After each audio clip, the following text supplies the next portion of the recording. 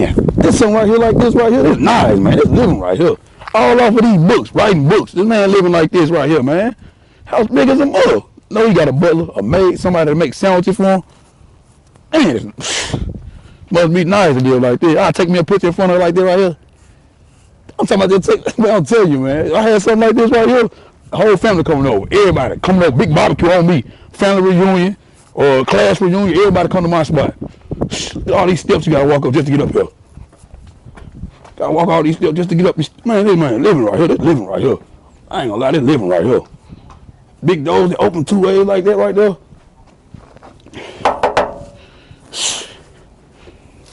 It's living right here, man. It's living, man. I ain't gonna lie. Man, it's living right here. This man is living right here. If I had something like this right here, man, you know my rank could go all the way up to there. All the way up to there. My rank could go all the way. What's up with it, bro? What's going on? Chillin', bro. What's up with it, bro? Appreciate you coming to the spot, man. Hey, let me mic you up. Put that on your shirt or something. All you gotta do is clamp it on there. It should already be on. But it's living right here. You doing all this off the books, man? Writing books? Off books, you know, a few other things. But oh, okay. We're gonna get into that. We're gonna get into that. Started with books. Okay, we're gonna get into that, man. You don't mind? Let me put my shoes off. Shoes off. You know what I'm saying? Good. Oh, yeah, I like this right here, man. They living right. I appreciate you letting me come over here, man. Yeah, we just, you know, Christmas holidays. Man, it's living right here, man. It's living right here, boy. I tell you the truth, man. It's living right here, man. All off of books. You don't mind me? Hey, I ain't used to nothing like this now. Can you take me on a little tour or something? That's just cool with you. We can look at a little few stuff here, man. Yeah, we can look at it. Yeah, let me show you, man. You know, this is our office. Office? Boy, it's nice right here, boy. This is like a real, like a library office or something, man. It's nice. I'll be sitting up in here. Man, I'll be sitting up in here good like that right here. Yeah. How may I help you? Make sure you sit at 3,000 over there. No, why at 5,000 over there? Man, I'll be up in here, boy, I'm telling you. Well, I like this right here. Oh, these are, yeah, you doing big stuff right here, boy. Yeah, me and my wife degrees. Yeah, man, it's nice right here, boy. All this is real, just fancy stuff. It's real. Yeah. And I bet you some of this stuff expensive too, ain't it? They don't look like just no stuff you can go buy at the Goodwill. You know, just home decor stuff. Different pieces from different places, man. My wife, you know, she likes to decorate. Yeah, man, so, that's good. Like she got good taste, man. Like she know what she doing. Good taste, man. Real good taste. Yeah, I appreciate you even let me come up in this mode. It's nice, bro. Yeah, I even like that right there. Goddamn, man, she be finding the unique stuff. She the one who did this whole office. Yeah, that's what's up. You know, chairs, light, all of that. Nice right there, man. That's nice. I appreciate you let me slide over here, man. Ceiling so tall, man. Yeah. I don't know exactly how tall they are. It gotta be like 20 feet, man. 20 feet. Man, this tree about 20 feet tall. It's a nice Christmas tree, man. I know you didn't do all this. I ain't do none of this. Man, my wife, she, you know, she like to decorate. Oh man, it's nice right here, bro. It's nice. The nunchucker, I know that's about $300. That's about $1,000 for that mug right there. $1,500. Nutcracker, that's nice right there, bro. That's nice. Yeah. You know, big thing, all off of books, man. And that's the main thing. That's your main thing was books. The main thing. To live like this, you must have came off of books, man. Boy, I tell you the truth, man. I need to write me a book. I need to write me a little book or something, man. What else you want to show? What we can, you know, show me a little, you know what I'm saying, baby? What is here right here? I guess it's, you know, a little step down area, a little lounge area. A little lounge area. Like y'all don't even be sitting in here, man. Nah. Y'all don't even sit in here, just a little spot. I don't utilize none of these. Like, man, it's just something extra. Yeah. Just something extra. Okay. What you want to show me? Walk your way. Yeah. Okay. All off the books, man. Kitchen. Yeah, this is the kitchen. Ooh. Boy, the kitchen nice as a mug, boy. I know you ain't do all this decorating.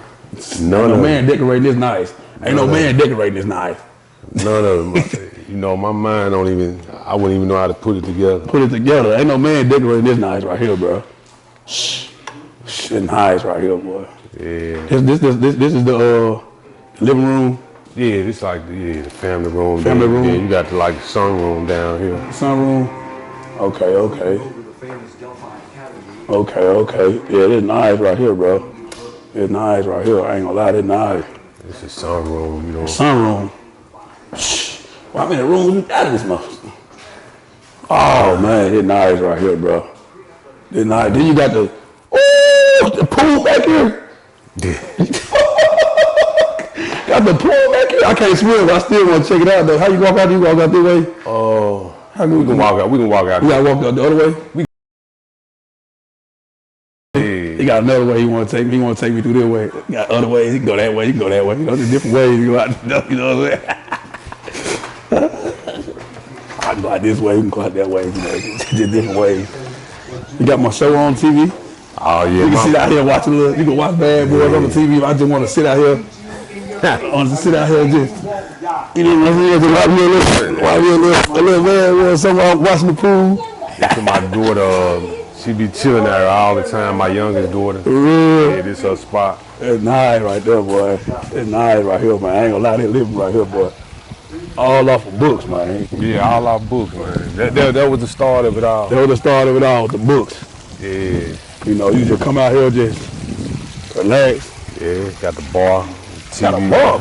TV? I didn't even see that. Yeah. Man. What? I ain't got a bar. I want to come outside. I want to come outside, have me a little drink. Man, you gonna have to come back. You know what I'm saying? You can sit at the bar.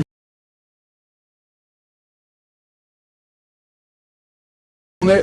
Can you put some ice on that? At home. Got the TV with a bar. Yeah. You want to turn a little TV on, so chill at the bar at night. It light up at night out here. Oh yeah, got the night lights. Oh man, they living right here, boy. They living right here, man. Boy, hey, everybody ain't able. Ain't that what the old folks told you? Everybody ain't able. Man, a lot of, you know. And that just come from hard work, man. Not quit, man. Not quit, not giving up, man. You can live like this, sit outside, you know what I'm saying, with the pool going, sit at the bar, got the pool behind us, you know what I'm saying, just chill and vibe, get a little drink at the bar, you know what I'm saying, and, just celebrate, toast. Especially during the summertime, you know, have the family over. Man, it's nice, bro. How deep the pool is? 10 feet. It's 10 feet deep? Yeah, on that end. You can swim? Yeah, I was in the Navy. For real? Yeah. I can't swim for nothing. Then you got a little lounge chairs over there. He ain't lounge chairs. Oh, man, this is nice here. Yeah. That's another set over there. I'm going to walk around here. I can't, all your kids know how to swim? Yeah, all of them except my oldest. For real? Yeah, so know how to swim. Okay. These, you know, fire pits and shit. Fire pits, somebody want to come out here and kick it? Yeah. Well, I know it'd be hard to keep the maintenance out. What about keeping the pool clean? How like that? That's what my guy in the process of cleaning the pool now. And, I didn't know you had a diving board. Yeah, we about to get that removed though. About to get the diving board removed. You don't like the diving board? Don't nobody really use it? Yeah, don't nobody like. Diving board is kind of played now. So. Yeah, so what people doing now? They just ain't using it? No diving board, or they'll do like a rock diving board, like, you know, some type of rock. He said a rock diving. He said diving board really played out. Yeah. And ain't nobody really even using diving board no more. What they doing? Yeah, I mean, most of the pools contemporary, like. So there's no diving board. And of course, it is a lot of maintenance with a lot of trees, like. Man, like got the play. I ain't see this over here. Yeah, this is my granddaughter playground. You got this? It was already here when you got it? Nah, none of this wasn't here. So you created, you made all, you got. What about the pool? The pool was here, but all this other stuff around me and my wife, we kind of been, as we go, like as you can see, like putting a basketball goal out here. See the X's on the trees? Yeah. Them trees that they got to cut down. Cause you can put a basketball court back there? Yeah, right there. Yeah. They got a basketball court in the backyard, pool. Kids want to go out there and play. I like the whole joint at the back. Like I know it'd be bright out here at nighttime. Yeah. Like you can, like if you want to have a gathering, if the basketball court gonna have lights too. Yeah, the basketball court gonna have lights. Boy, they living right here. All off of main hustle is the main thing that you brought into the revenue is books mostly. Yep, that's where it all started. For real? And it went from there. So books really changed your life. Yeah, books changed my life, and then the process, you know, of me, you know, seeking out the information. The more information I was able to gather, the more it helped me progress financially, because I was learning new tricks. I was learning different types of things that I could do to generate. Yeah, we got to sit down and talk, man. Listen, I appreciate you showing me that. Where you want to sit down and talk up here, man? We can sit in the sunroom. In the sunroom? Yeah, we sit right there. This nice right here, bro. Yeah. Got a pool. I'm gonna walk over. Boy, I'm telling you, boy. Hey, listen. Shit nice right here, bro. Look at this. Look at this. Everybody ain't able, man. Everybody that's nice right here, man. I'm telling you, man, they living all off of books. All off of books. This man, you see how this man living off of books. Right, books that people read, writing books. This man living like this. Got a swimming pool that's 10 feet deep in his yard. bar in his yard, man. I barely got a kitchen. Turn it off. He said, I'm gonna turn this off. You know, this little man look. Yeah, I'm gonna have the pool be blue the next time you come back. It's gonna be blue? Yeah, you have together. You got my guy, you know, a lot of upkeep, man, leaves, so you gotta have somebody. You got your little pool guy? I got a pool guy and the guy that come and do the leaves and You got different people that do different stuff? Yeah. Cause you know you probably don't even deal with none of that stuff really, do you? Nah, man, we don't have time. Yeah, we'll go sit. You got your TV out there, kind of loud.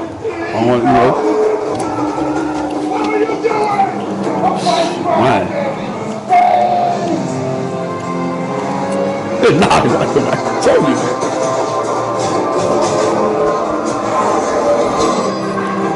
Bad boy. I went to the movie to see that, man. You gonna go watch? Yeah. Man, my daughter be sitting out here. They living right here, man. You crazy. I know, man, I got to show you, like. What you want to show me, man?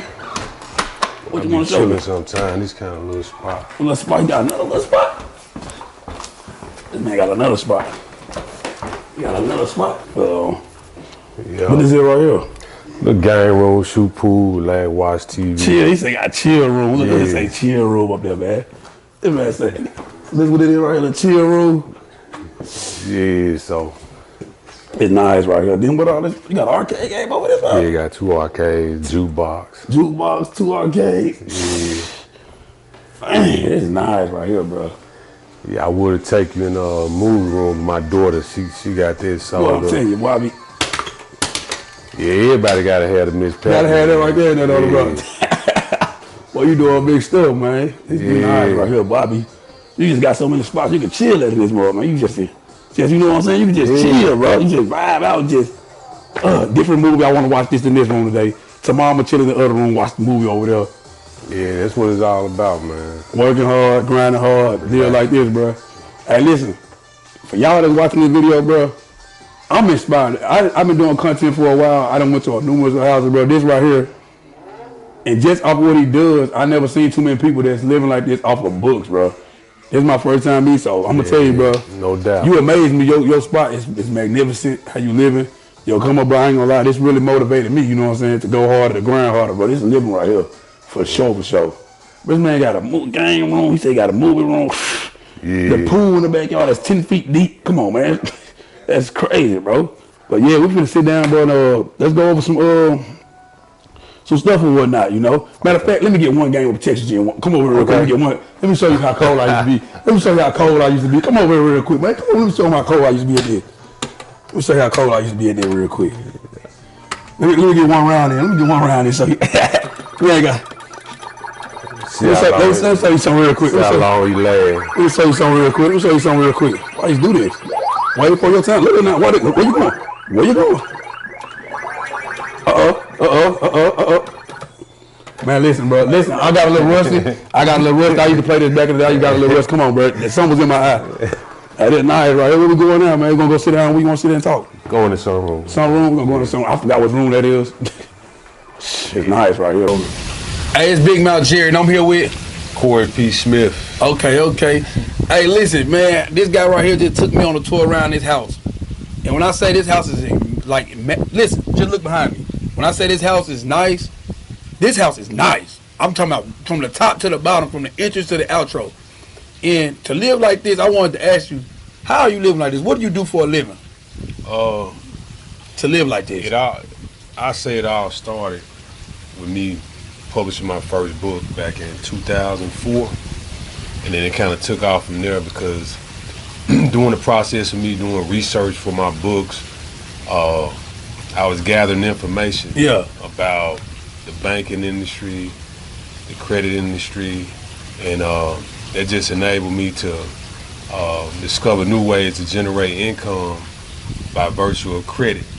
And it kind of, once I was able to get the, certain amounts of money, I was able to invest in different things. I had a lot of failed investments. I ain't gonna hold. Okay. I ain't gonna hold you and say like everything's been a success. You know, it's been a lot of failures. Let's talk about that. Like, what would you say you had a lot of failed success? Like, you know what I'm saying, investment. Like, what kind of investment were you failing in? Like, real estate, investing in things. You know, when people feel like you have money, they come to you with a lot of different opportunities. And at the time, you know, I'm a young guy, so I don't know what's the right thing to invest in. Yeah. You know, I want to be rich. You know. Yeah. So I'm taking risks. Yeah. And a lot of those risks, they didn't pan out. So, the way you thought they would. Yeah, the way that I thought they would. So, you know, it caused me to lose a lot of money. You know, and one thing I learned, like doing it at a young age, I had to slow down a little bit because you can't take the same type of risk like as a kid, as you an adult. Well, yeah, if you're a single person, you could take a lot of risks because it's just you. Yeah. But I took some risks that kind of, you know, I got a family. Absolutely, bro. So they kind of slowed me down a little bit. The older I got, with looking at different business opportunities, I researched them a little more. I looked at all the ins and outs, and if I was better able to determine like, oh, this is a good fit for me. It's not a good fit. So okay, so your main thing out of all those failed investments you have, what do you think your main stream of income that put you in a position to live like you is now? What was the main thing? The books. The books. Yeah. Explain to me about books. You said about your books. Like, explain to the people that don't know you, ain't familiar with you. Explain to me when you say that. When you say your books. I say the books because a lot of people write books. Yeah. A lot of people write books and they don't sell 5 copies. They don't sell 100 copies. They might not even sell 1 copy. Yeah. I think what helped me is I was writing about books. I was writing about credit in 2004, and it wasn't like it is now. I had a particular niche, so I think that helped me out a lot. And you know, once the book caught on and I started to gain a fan base, any book I put out after that, they would buy. What did help me out is there was a guy named Robin Bright with Baker and Taylor Distribution. Yeah. The way that I had set my company up, my publishing company, I set it up to give it the appearance as if it was a big company, but I only had 1 title. But he actually like took the chance and, you know, gave me distribution through Baker and Taylor. For real? Yeah, because a lot of distribution companies, you have to have 10 titles. So like, let's say right now I have 6 books out. Yeah. Right. I have 1 that was supposed to have been released a couple of months ago, but you know, it's kind of on hold probably until next month or March. Yeah. So that'll give me 7 titles, and then I have 1 coming out in March called Education is Overrated.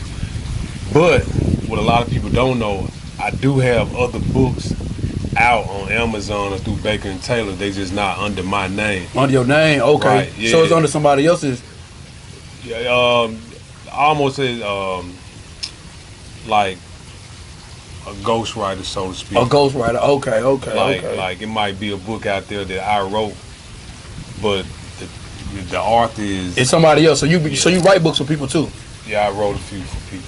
How does that work? Like, how do y'all, like, not to be all in your business, but how does that work on the financial side by you being a successful book writer and somebody that's just starting writing books and they want you to write a book for them so they can level up and get their name out there? How do you go about that? Like, do you charge them? Like, how does that go? Yeah, like if I write, like if somebody come to me and ask me to write a book, one thing you gotta understand, there's no guarantee just because I write your book is gonna have the same success as my books have had. Yeah. But I ask for a certain percentage of the royalties, whether it be 15% or whatever you make, because you gotta understand, when you putting these books out and you selling them through Amazon or you selling them through Barnes and Noble, you know, some of the bookstore chains, they're gonna take 55%. You know, every time. So you got to make sure the book is priced right, so that you can at least make some type of profit. Because they're gonna get their 55%, but that's worth it because they doing everything. They're doing the bookkeeping, they doing the printing, they doing the shipping, they doing everything. Yeah. You know what I'm saying? So it's a win. So you winning regardless, basically. Well, you kind of winning. Yeah, you winning because cut out labor. Yeah. Here's the thing, and I tell any entrepreneur, you want to build a machine. You want to build a machine where if you don't work for 2 weeks, if you don't work for a month, you still gonna have a check coming in. Like me, like we was just in the office. The first thing that I do every morning, I check my emails. Yeah. I check my book sales. Yeah. You know, and I look at some of the other investments you got. Investments I make. But I'm in the business of creating machines. Like I told you, I just recently started a trucking company. I'm not a truck driver, but I want to learn the business. Because if I put somebody in one of my trucks, I want to know everything that they could possibly go through. I hear a lot of people talk about the trucking game. For somebody like you being successful with books, what made you choose trucking? Like, what made you want to use that as an investment? Like, you know what I'm saying, go that route with an investment? Well, the reason why I chose trucking was because I've always invested in, I have 5 stocks that I've always invested in. I don't sell them. And they all deal with transportation. They all deal with cargo and shipping. Yeah. And so I always know, like, you got to understand, like, transportation is not going anywhere. Like, if that shuts down, the world shuts down. I think the misconception that has happened over the years is that people have painted a picture like, oh, you get in the truck and you're gonna get rich. You're not gonna get rich like that, you know. So can you get rich in trucking? You can get rich in trucking, but it's gonna take you a long time. But what if you have money though? What if you have a lot of money? You can buy a lot of trucks. Could you get rich that way if you buy a lot of trucks? Yeah, you can buy a lot of trucks, but you gotta ask yourself, do you wanna scale that fast? It's a lot of overhead that you can run into with trucking. Like one that people that drive trucks, they'll tell you, for one, you're gonna always need to set aside a certain percentages for the maintenance. I mean, you said, can you get rich in trucking? Yeah, people paint that picture, but you're not gonna get rich as fast as they paint the picture online. You know, you got to be realistic. You're building a business. Any business that you build, you're not gonna get rich like that. And I think that a lot of people don't understand, like, even the trucking industry is not the same as it was 10 years ago. Yeah. It's a lot of, like, the government has regulated a lot. When you come in, you talk about you can only drive for so many hours, or they got the, you know, the tablets that you have to operate all. They're keeping up with a lot of things. They're paying close attention to the drivers, and not even just the drivers, the people that own the trucks or whatnot. That makes like basically putting y'all on a microphone, what they call magnifying glass. I mean, you can kind of you can say that, you know, like for me, like I told you, I just got into it. So I know, like, when I see people that say, hey, get in the truck and you do this, you're gonna make this amount of money, that's not true. You know, like, you can get on the load board and you're not gonna, it's not like what they say it is. You're not finna haul something and make $5,000 that week that's gonna go in your pocket. That's unrealistic. Even if you're the owner of all the trucks? Even if you're the owner. Like, bro, you building a business, so when you making money, you just can't look at that money and say, hey, man, this is all from my pocket. You're gonna go out of business quick. Because you gotta have stuff in case the trucks break down, or in case the trucks break down. On top of that, business slow down, you lose a contract. Yeah, if you lose a driver, it's hard to keep a driver. You know what I'm saying? So I think people just, the main thing, like, even with, you say you own a truck, right? Yeah. Like, I don't own a truck. No, I'm saying like general, somebody own a truck. Yeah, like you can't run a trucking business behind the wheel. You know what I'm saying? You can't. You know, people say I'm an owner operator. Well, I don't want to be an owner operator like that. You know. You want to be able to sit at home with your, if you consider yourself a real boss, you basically saying. Yeah, I want to run the business like Yeah. I do. Like I'm not trying to be a glorified employee. Like if I hop into something and I gotta work the business, then that's all I am. I'm just a glorified employee, you know, and I'm not trying to do that.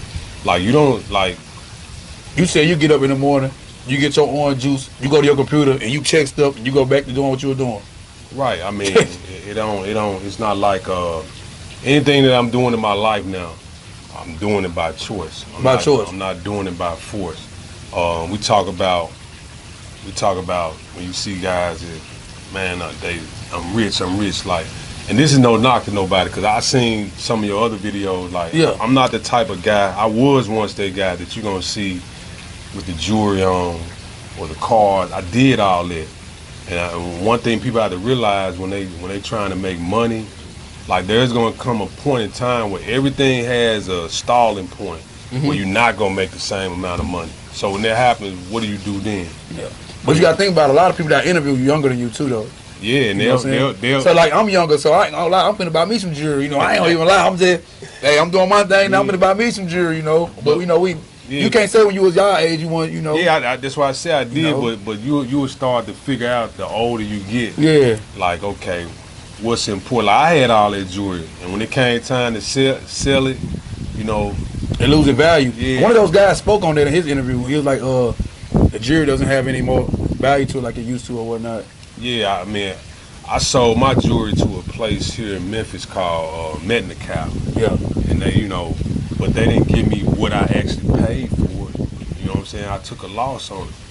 Yeah. So, but like I said, when I'm trying to build a business, I'm building in a way where I don't have to be a glorified employee. Like, I put people in place to manage the business. Yeah. Whether that be like even with the trucking company, I got somebody to book my load. You know, I'm fair with the person who drive my truck. I'm not trying to be greedy. I'm gonna make sure that everybody eats. Yeah, everybody eats. Makes everybody comfortable. Yeah, that's the whole point of having multiple streams of income, which means you building machines. Like, and people have to realize that, like, I got 3 daughters and I'm trying to do something that's gonna outlast me to help them carry on their life. So that, to uplift them once they get to older, you know what I'm saying? I'm basically, I'm living my life. I'm preparing my kids for when I die, because it's ultimately, at the end of the day, that's what you're gonna end up doing. If you care about your kids, you're gonna do things for them. Yeah, because generational wealth. Yeah, because when you die, you want to make sure that, you know, they can live on and be comfortable. But yeah, but as far as the entrepreneur thing, like, you don't see people that own Walmart and Target or some of these, even the big trucking companies. Yeah, the bosses, if they on site, they're in the office, you know, or whatever. Yeah. You know, so you don't see the boss. You don't see the boss really. Well, when I went, because I wanted to learn how to drive trucks, I ain't see the boss, because I actually took a job with Warner, because I wanted to get out there. I wanted to drive on the mountains and drive over the bridge and drive across the United States. So and then I worked for a smaller company. Yeah, the guy who owned the company, he was actually on site, but you know, there's other people running the company. So let me ask you something. As far as your books go, because that's your mainstream, right? When you first started, how much money did you have to invest to get yourself going? Like, did you have to have any money for the upcoming people that's watching this that might look up to you and look at this and use it as motivation and inspiration, you know what I'm saying, to make them want to go harder? What did you have to have a lot of money to start off? Because people say stuff like this and think that, oh, he must have had a lot of money, or he must have this and that. Like, what do you have to do to start off to be successful like you in the book game? Man, I ain't have $1,000.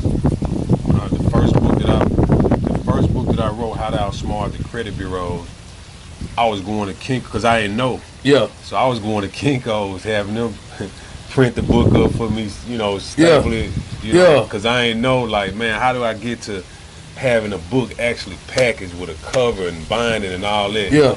And then once I learned how to do that, and it became even, I really didn't need no money then because I wrote the book. I had an editor look at the book. I had somebody typeset the book. Yeah. I had a graphic designer design the cover of the book. And then from there, it went to, okay, printing the book. And then from there, it went to who can I get to mass produce and distribute this book. And that's where Baker and Taylor and Amazon and all them came into play. And the game is still changing with them. So when you pushed that book out, is the one that you said that's your first book, How to Beat the Credit Bureau? What is it called? How to Outsmart the Credit Bureau. My very first book, How to Outsmart the Credit Bureau. And did it do successful for you? It did. It didn't. What was your first successful book? That was my first successful book, but I say it wasn't successful to me because I hadn't learned how to make it available to the masses, to the world. Yeah. Once I learned how to make it available to the entire world, it started to pick up. So it didn't pick up right then, it picked up later? It picked up later. Like months later or years later? Couple of years later. So you just seen like revenue coming in like, whoa. Man, I went from seeing a $30 check to seeing a $3,000 check to seeing a $10,000 check. Off of books? Off of books. Like I get four checks, you know, from my books. For four, you got 4 different books out right now? No, when I say I get 4 checks, I get it from 4 like different companies. Different companies? Yeah. Okay, so Amazon. You got Amazon, you got Audible, you got Ingram. Yeah. And you got Baker and Taylor. Baker and Taylor. So which one's the main one that you bringing in from? That pays you the best, you think? Which book? Yeah. How to Outsmart. How to Outsmart? Yeah, and the reason I say How to Outsmart, like, bro, I sent you a text message a few nights ago, and I also sent a friend of mine the same text message. And when I sent my friend the text message, it was Audible advertising my book. Oh yeah, I seen that. Yeah, and I said I'm just grateful because they advertising my book along with books like Think and Grow Rich by Napoleon Hill, and I can remember reading Think and Grow Rich, and I wasn't thinking about writing a book then, but to have your sideline align with his. Yeah. So they promote my book. I don't ask them to, and when they do that, like I go on my phone and just check the downloads on it, be thousands, and we talking about this one book. So when they get them 1,000 downloads, that's money in your pocket? Yeah, there's money in my pocket. Okay, so let me ask you something. You know I got a pocket watch. Mm-hmm. You got how many books out right now? 6. You got 6 books. All of them doing well? Yeah. Every single one of them? Every single But the main one you just selling is the Credit Bureau? Yeah, How to Outsmart the Credit Bureau. I say that's the best selling book because Audible, they help push it. So that book, How to Outsmart the Credit Bureau, is how long it been out? Since 2004. 2004, that's almost what? That's 20 some years. Out of 20 years, off that one book, not the rest of your books, what do you think you'd have made off that one book? As a collector, off that one book, what do you think you have made? I know at least 900,000. Off of one book, you made 900,000. Off that one book, because I remember about a year ago, like you can go in and check like what's the lifetime span of the book. It'll let you see the lifetime sales, and I can just remember one year like I had for that book I had made over 300,000 for that one book. For one book. For that one book. And then with that one book, you don't. That's money that go in your pocket. Yeah. So that's different from That's different from trucking. Yeah. That's different from trucking. This man said he made $900,000 off of one book. Y'all go check that book out. Tell him what the name of that book is. How to Outsmart the Credit Bureau. And he said he made, how much you made off that one book? Yeah, I just said $900,000 off of one book. Yeah. Listen, for y'all that's writing books, y'all that want to write books, y'all should use this as motivation. Some people might look at it like, oh, he trying to be a book. You trying to be a book writer? Where you from? It might look at it like it's small, but you're looking at somebody right now that's very successful, as one of his books. He has 6 books out, so that's not including how much he made off of all of his books. And y'all can use this as motivation, man. I want to hear more. Tell me about the other books, like the most you think you know what I'm saying. And let me say this, like they really got to put this in perspective. Like, it's 2004. It's going to be 2025. So the one thing, the reason I've been able to generate so much money off that book and the other books, which I'll tell you what those are, is because I stayed consistent. No matter what nobody else was doing, I said I'm gonna write books. That's what you wanted to do. Yeah. I didn't. Even when I invested in other things, because there's other things I told you, like I bought some land in West Virginia because I want to own a dairy farm. Yeah. But I got patience. I know that 3 to 5 years I give myself to mess around with it. But with the books, we're talking about 20 years. I never stopped. I've had courses and all that, but that's temporary. But the books, that's for show money. That's you know what I'm saying. That's for show money for me. And as I like, it'll be some people that see this interview with you that never heard of me. It's people that know my books that don't know me. Don't know you. Yeah. My books they really big in the federal penitentiary, bro. In the feds, they really watching. They really a lot of the people in the federal penitentiary like read my books, and they like one guy told me, he said, man, I didn't even know you was black because he just knew the title of the book. To be honest with you, a lot of people not gonna know once they see this interview, it's gonna shock a lot of people, bro. Yeah. And it makes us look good too, bro, because you know they always say, you know the old saying, you want to hide something from somebody black, what you supposed to put it in? Yeah, hide in the book. Hide in the book. Yeah. This man write books. I'm gonna be honest, I don't read that much. Which this right here is something that motivates me. Now it's not nothing that I want to do because you know I'm a content creator. Right. But for those people that want to do something like this, ever thought about something like that, and to be honest with you, I want to tell my story.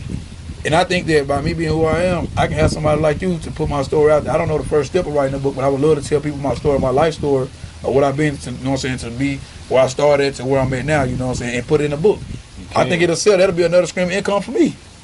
And that's how, bro, if you go in with the mindset that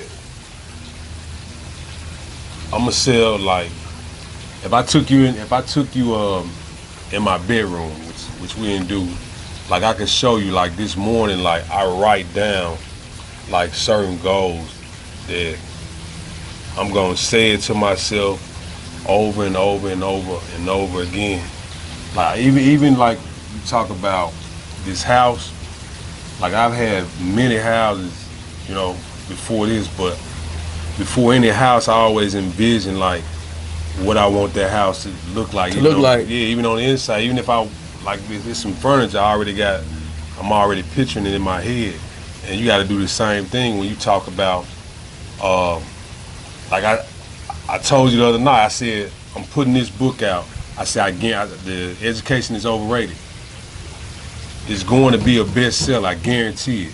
It's going to be a bestseller, I guarantee it. It's going to be a bestseller, I guarantee it. You know what I'm saying? Yeah. And I believe it. And I say that to myself over and over again.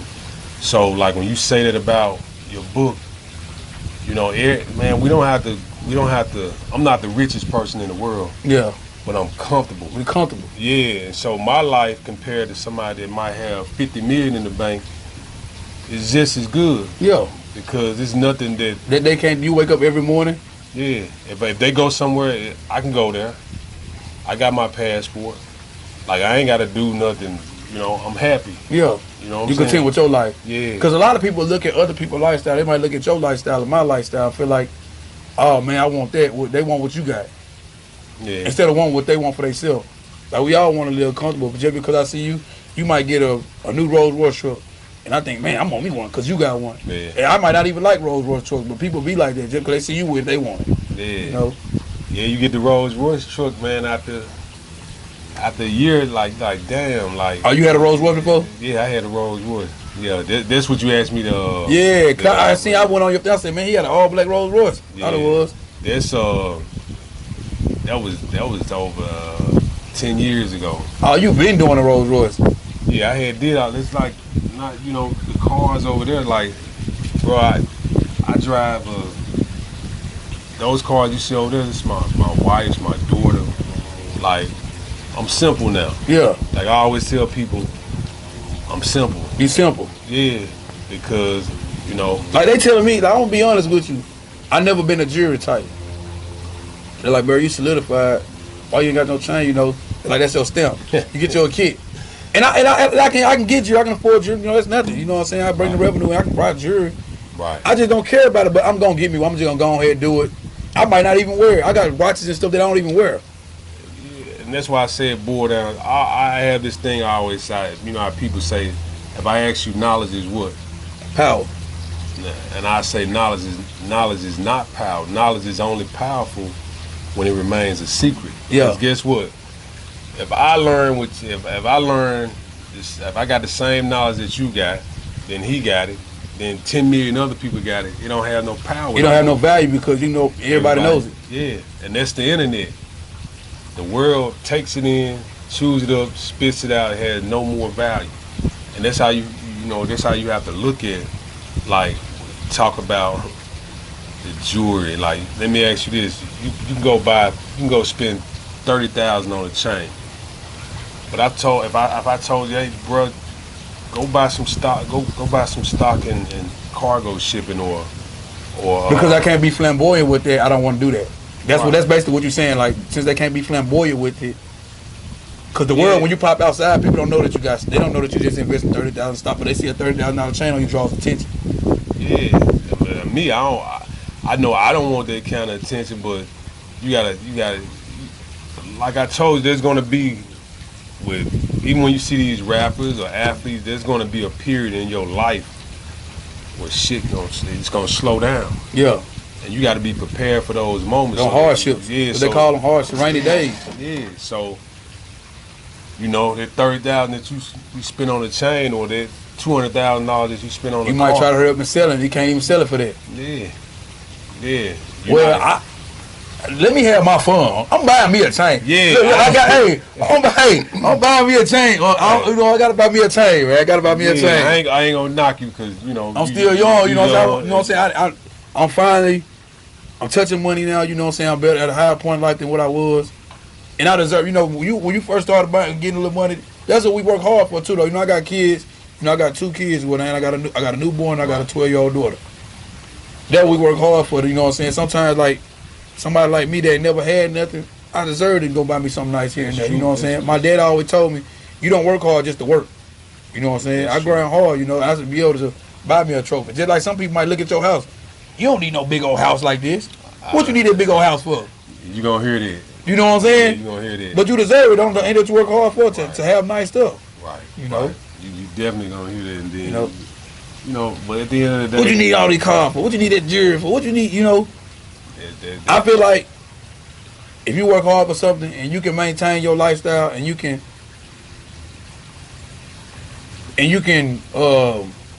uphold everything, like can maintain the stuff, you deserve it. You worked hard for it. Right. You know? You didn't get this far in life to go live in the spot where you got to worry about locking your door, somebody gonna break in your car. Right. Yeah. You worked your tail off so you can live in a nice, comfortable area with your children. You ain't got to worry about that kind of stuff. You see what I'm saying? You can go out and your car still be in the driveway. You can step outside and not have your woman can go outside without worrying about somebody trying to, hey girl, where you from? Harass her every second. You know what I'm saying? Yeah. That's what you work hard for, man. It's big facts.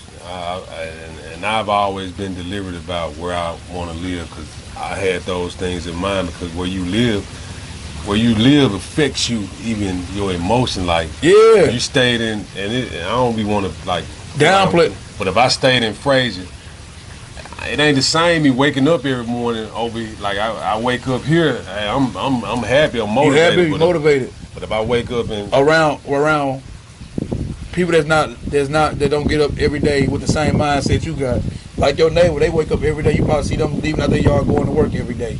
Productive people, surrounding yourself around productive people. Right. If they not CEOs or bosses, you see them getting up every day, they doing something. Right. You know what I'm saying? They not having a barbecue every Friday in their front yard. Right. You see what I'm saying? Right. And to live like this, you have to put a lot of work in to live comfortable. And most of the people that live in areas like we live in, like and stuff like this, they don't even get to enjoy their homes, really. Some people don't. Right. Like, you a boss, but I bet you 85% of the people that's in this neighborhood, they barely even enjoy their house. Perhaps. You know, that's just being honest. Like, some people don't get to enjoy their home sometimes. Cause the house right there, you see it from the street, but they got like, man, we've been living here over 5 years. I seen my neighbor twice. You see what I mean? I seen him twice. Cause he probably gone on trips. Yeah. He's traveling, he's doing this and that. You know what I'm saying? Yeah. And that just will come with it though. And for y'all that's writing books, you know what I'm saying? This guy right here is big motivation. He taught me a lot, you know what I'm saying, as far as the book life, you know, the book stuff goes. And do you got any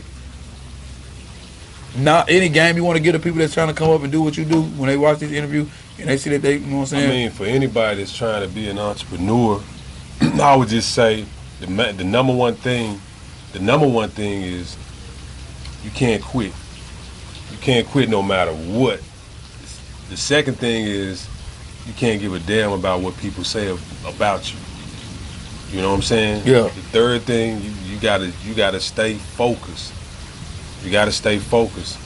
The fourth thing, you have to believe in yourself, because belief is more it's more powerful than love, bro. Yeah. And a lot of people might not get there. Like they like more powerful than love. Like, bro, your girl, you could love your girl, or your girl could love you, but if she believe, man, Jerry out here, he messing with this woman, that's what she believe. Even though she might love you, but she believe it.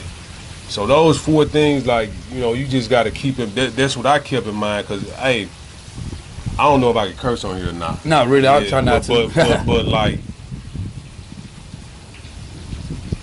I'm an angel to some people, but I'm a demon to others. But that's cool, you know.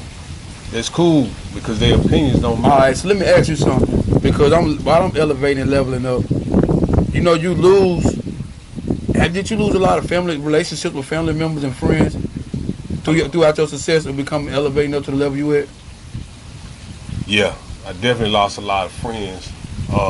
As far as the family, like, the older you get, the more successful you get, the smaller it's gonna get, because you're not in the same space as them anymore.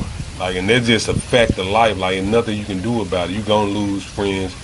You're gonna lose family members. Saying serial entrepreneur. You know what I'm saying? I appreciate you letting me come up to your spot. I like how you living over here, man. This is real nice or whatnot. I use it as motivation, just how you living. You know what I'm saying? Even though we in two different fields, right, I use this as motivation to make me go harder. I appreciate you letting me come over here, man. Telling people, you know what I'm saying, what's going on, bro. Yeah, for anybody that's out there that want to know about my books, you could go to Amazon.com or Barnes & Noble and type in Corey P. Smith, or you could just Google Corey P. Smith. The books will come up.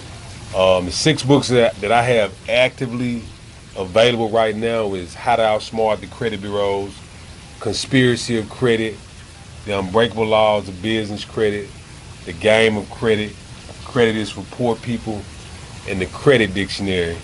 And 2 books that's due to be released is The Credit Investor and Education is Overrated. Yeah. Look it up on Google, man. Y'all heard it from the man himself, bro. All right, appreciate y'all watching this interview, man. Make sure that y'all hit that subscribe button.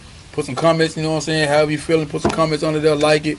If y'all want to reach out to him, his information will be, you know what I'm saying, hit me in my Instagram DM, and I'll give y'all his information. Y'all trying to get his books, but y'all can go look him up on Google. It ain't hard to find him. You soon you type me in on Google, gonna be the first thing pop up. So check it out. No doubt. Thanks, bro. I appreciate you. All right.